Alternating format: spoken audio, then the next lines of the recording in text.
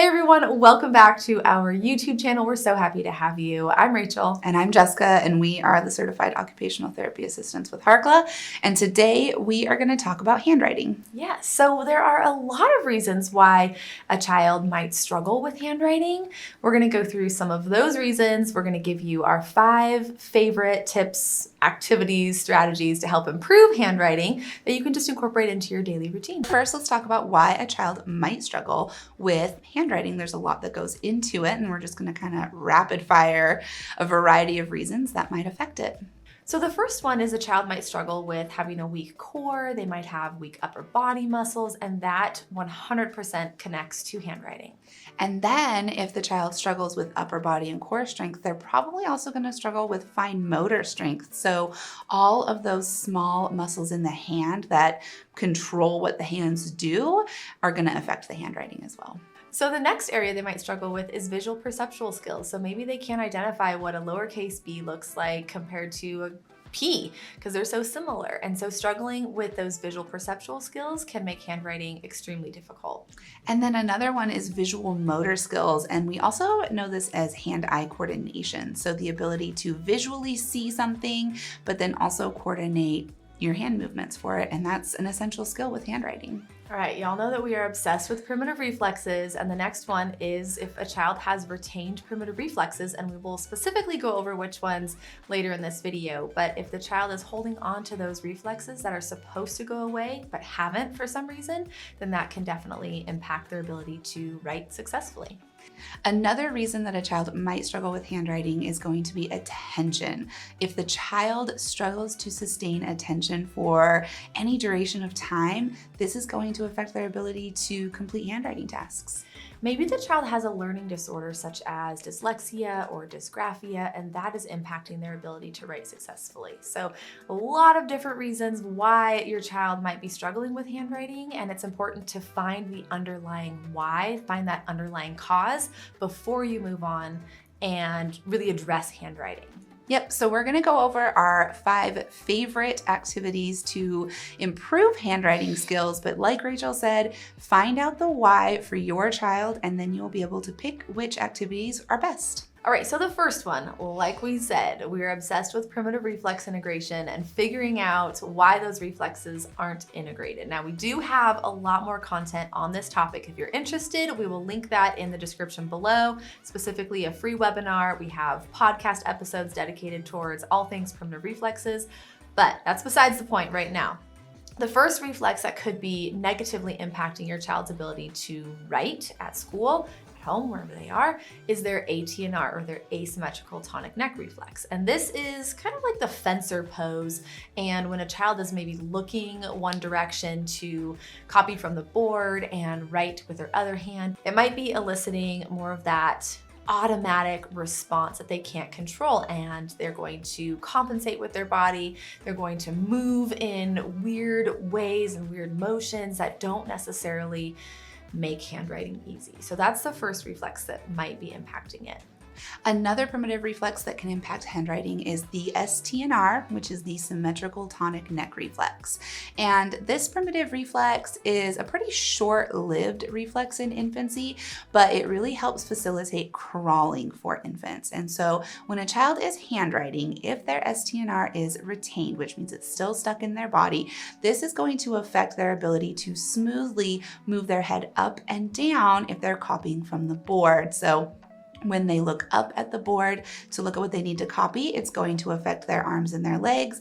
When they look back down at their paper, it's also going to affect their arms and their legs. And kind of like what Rachel said with the ATNR, these movements that happen are automatic and the child can't necessarily control them because that reflex is stuck. So there's one more reflex that might affect handwriting, and it is the spinal galant reflex. And this one is, we like to call it the ants in the pants reflex. And so it's stimulated when there is input to the spine. And so if you think about it, I mean, right now we're sitting in chairs and there's input directly hitting our spines. And if we didn't have that reflex integrated, or if it was still in our body, that would make it really hard to sit still, to focus. We're gonna wiggle, we're gonna act like we have ants in our pants. So maybe these kids who are supposed to be doing handwriting tasks, but they're goofing off, or they can't focus, or they're getting distracted, maybe it's not their fault. Maybe it's this reflex, this automatic response that's causing them to have these difficult periods where they can't focus because it feels like they literally have ants in their pants.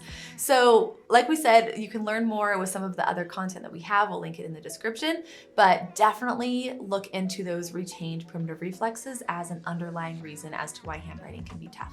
The second activity that we love to improve handwriting skills is to use different tactile mediums. So instead of just writing with a piece of paper and a crayon or a pencil, try something like shaving cream. So get a tray, like a cookie sheet tray, cover it with shaving cream, and have your child use their finger, or if they don't like to touch the shaving cream, have them use a stick or a Q-tip and practice their handwriting with this different tactile medium. You can use wet tactile mediums or even dry, like sand or salt. They're super easy. Take it outside if you don't want to make a mess. Do it in the bathtub if you're doing shaving cream.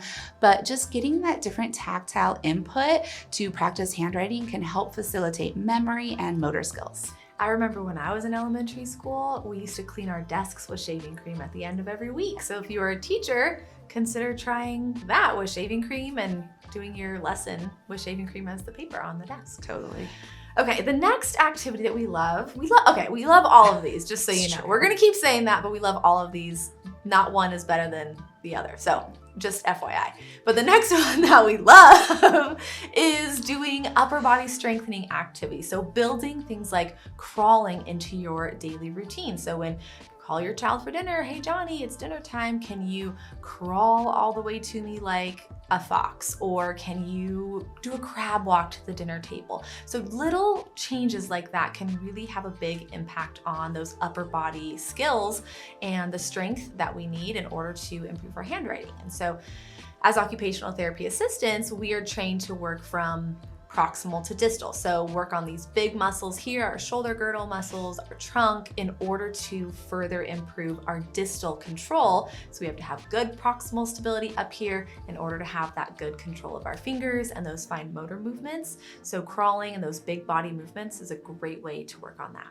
Another way that you can work on that upper body strength is to do writing activities on a vertical surface. So take that piece of paper and tape it to the wall at about eye level and have your child write on that vertical surface. And they're gonna have to lift their arms up against gravity, which is going to help improve the upper body strength.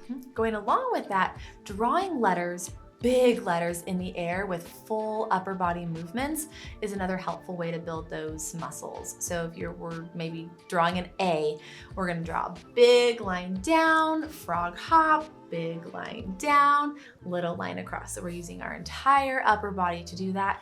Make sure that you're using both hands. And if you want an added challenge, maybe throw a wrist weight on the child's arm to really strengthen those muscles.